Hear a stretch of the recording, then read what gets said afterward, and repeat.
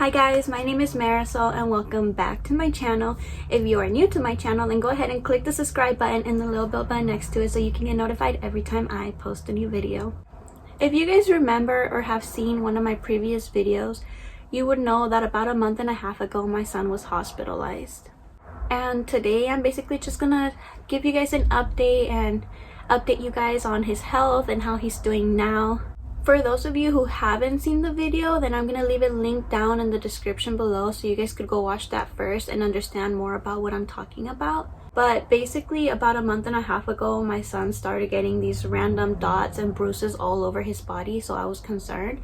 And he would bleed randomly too, like he would just be eating a banana and his mouth would be bleeding. Well, obviously that was to concern, so I took him to his pediatrician and his pediatrician sent him immediately to the hospital where he had to get blood work. So he had a complete blood work.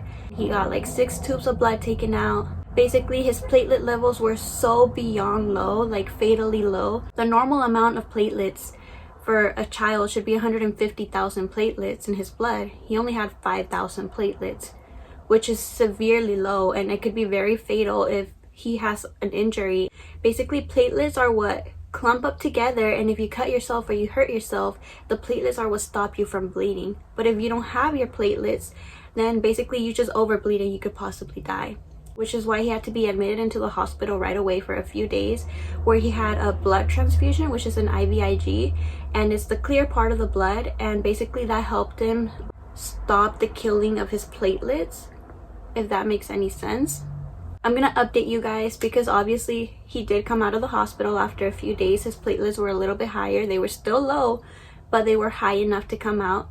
When he came out of the hospital, he was around 27,000 platelets, which is still very, very low because the normal is 150,000, but at least the treatment worked. It means that his body accepted the treatment and that he was creating more platelets. So basically after he got discharged from the hospital, he had an appointment with the hematologist, which is a blood specialist that specializes in those blood disorders. He had that appointment for about, I would say, a week and a half after he got discharged from the hospital. So we took him over to the blood specialist, where basically he just checked his body and everything. He didn't draw out any blood at that appointment because he basically told me that the treatment that my son got in his system lasted up to 6 weeks in the body. So he was like, there's no point in me drawing out blood now when he still has the treatment in his body. It's only been about a week and a half or 2 weeks, so his platelets are still recovering. There's no point in me taking out his blood now. So basically he just checked him just to make sure he wasn't developing any new bruises, any new spots, that he wasn't bleeding in his mouth anymore. So he didn't get his blood drawn out that day, but he was still a very good boy.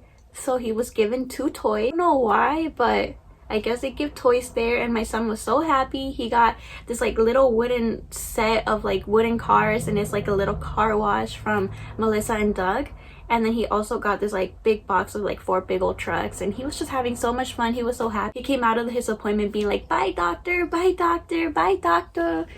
So yeah, he was so happy. But then unfortunately, I would say about 2 days after that appointment, we had a big scare. The big scare was that he hit his head. I don't know if you guys have heard of Connect 4, which is a little game with like little red and yellow circles, and you like have to create 4 in a line. Well, he had 2 of those little yellow circles and he put them over his eyes, so he couldn't see obviously, and he was like, Lolo eyes, because that's how he says yellow. He says Lolo, so he's like, Lolo eyes, mommy, Lolo eyes. And he started walking and he tripped on his way towards me, but he wasn't close enough for me to catch him. So he tripped and he hit himself on this like metal air conditioning thing that we have. So he hit his forehead around right here. So it wasn't his actual head, it was his forehead. We were told that he strictly couldn't hit his head, that we had to watch him while he was in his recovery because he still had very low platelets, and hitting his head could be very fatal, it could be deadly, and it could be very dangerous. So to take him right away to the hospital. So I called the pediatric at the hospital and I told them that he had hit his head and that he has ITP and whether I should take him in or not. And they were like, yeah, because with ITP that could be very dangerous. You're gonna have to rush him into the hospital right away. When he went to the hospital, he did have to get his blood drawn just so that they could make sure that his platelets are high enough to cure whatever hit he had in his head. So basically we were told that if his platelets were beyond low, that he was gonna have to get x-rays just to make sure that he didn't actually damage like his skull, or that there was no bleeding in the brain or anything like that. But that if his platelets were pretty high up, then basically his body will just heal the hit in his head and he'll be fine. So we were there for like 2.5 hours at the hospital waiting for his blood analysis, and basically they took out his blood. He cried, my poor baby. He did cry, obviously. It hurt him. But he came out being at 126,000 platelets, and the normal amount is 150,000. So 126 is pretty good. So they discharged him and they let him go, and they were like, he's gonna be just fine. And to be honest, he did seem pretty fine. And to be honest, he was pretty fine. I mean, he had hit his head, but he was running around the little bed thing. He wasn't listening to me. I told him, sit down, we have to wait for your results. But he just wouldn't sit down. And even though he had hit his forehead, there was like a little curtain there like dividing the rooms, and he was like pushing against it like this, like trying to get out of the room. It's like, oh my god, my child literally just hit his head, but he's still over here acting normal. And obviously when you hit your head, if it's bad or if you got a concussion or whatever, you get sleepy, you feel like not doing anything. But my child was active. So basically the nurse even had him like walk around to make sure that he wasn't dizzy and that he could walk. And he wanted to go farther along, and she was like, oh no, not that far, Caden. Thank God that he was fine. By the time we actually got out of emergency, his bump was down and you could barely even notice it. But it was still scary. It was still something that we had to check for, because obviously we want to make sure that my son is okay. So then the day arrived this past Wednesday. So 3 days ago, he had his appointment with the hematologist again, with the blood specialist. And he did have to get his blood drawn that day. I was so nervous for him. I was so scared. I was like, oh my god, my baby doesn't know what he's expecting right now. He's gonna get poked again. He's gonna get his blood taken out. But let me just say, my son got balls. He's only 2 years old, but he's so brave. I mean, that's what the name Caden stands for anyway. It stands for fighter, for warrior, for not giving up. And his name really suits him. So he had his blood taken out. I was holding him, carrying him on my arms, and I was holding his arm while the doctor took out the blood, right? And he just went like this, and he wanted to cry, but he didn't. He let them take out the blood. He didn't cry. And he was so happy. By the time that they were done taking out the blood, he was like, good boy, no cry. Good boy, no cry. So he was saying that he was a good boy and that he didn't cry. That made me want to cry, because I have such a brave little 2-year-old. Like, getting blood drawn out hurts. Getting poked with a needle hurts. And he didn't cry. And he did cry the previous time that they had to take blood out, but he didn't this time. So the doctor came along and he was like, come follow me, Caden. Let's look in the chest of toys and pick one of your favorite toys that you want to take home. So he got to pick a toy. He got this like big Lego car that came with like Legos inside and stuff. So he got to take that home. So that was already 3 toys that he got to take from the doctors there. But then again, I mean, it is a very expensive specialist. So of course, they're going to have like toys and stuff. And then we went home. And the doctor said that he would call me once he has the results. So probably about a half hour after I get home, because it is a little far. We got home and Dr. Brasho calls me. And he's like, okay, so great news. He's perfectly fine. He's back to normal. He's healthy. His platelets are well. And basically he doesn't need another follow-up appointment with me anymore. Not unless you start noticing more spots or bruises ever again. Now, this could have been just a one-time thing, which we're hoping it is, and that we could just say that ITP was a thing that he had in the past and that he no longer has.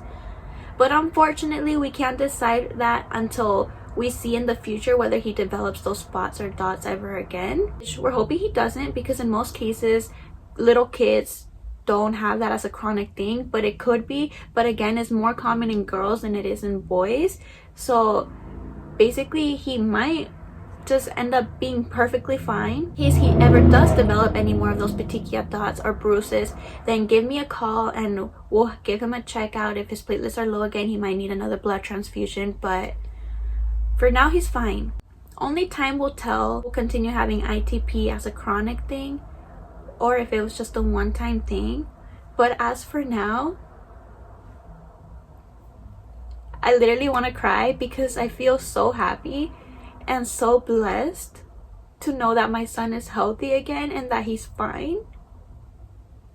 And I'm just hoping that this was a one-time thing. Any mother out there, their biggest fear is obviously seeing their child sick or seeing them in pain or losing them or having, you know, the thought that it could be that. So for me, having him being hospitalized, connected to all these wires, having an IV inserted in him, having a blood transfusion, just all of that on a 2-year-old, it was just very hard on me as a mother. Because before he got diagnosed with ITP, we thought it could have been leukemia, which is cancer in the blood, which thank God it wasn't, which I'm grateful for that. But yeah, as for now, my son is healthy, he's fine. The only actual health problem that he may have right now is styes. Styes are like little pimples that you get on your eyes. He gets that chronically a lot actually, because as a kid I used to get styes a lot. And I didn't stop getting them till I was 10. My eye specialist specifically said that I would stop getting those styes when I turned 10. That's probably going to be the same case with him. Every few months he develops a new stye. It pops, it goes away. And that's just how it is. It's common for kids, especially because they usually have dirty hands and they rub their eyes. But besides that, his health, his actual overall health, he's fine for now. And I'm hoping that he continues being fine. And I'm so blessed and I'm so grateful to God because my son has so much more to live for. He's only 2. Thank you guys so much for watching and hearing me talk about my son's update. Just in case you guys wanted to know about his update, about his health. Because I know I did leave the other video very iffy because I didn't know the results. I didn't know what was going to happen until he got checked with his specialist. And now that he did get checked, now I know what's going on with him. And now if it does happen in the future, I know how to look out for it and I know how to reach out to the doctors right away. Because the first time I didn't know about it, I thought it could have been just a rash or something, which is why I let it get very severe. Hopefully these videos were also helpful to any of you mothers that have noticed anything similar to that, or so that you guys just are aware of what this is, so that if it does happen, you'll know what to do. So yeah, go ahead and check the past video and then you could go ahead and watch this one. But with that being said, thank you guys so much for watching and see you guys in the next video.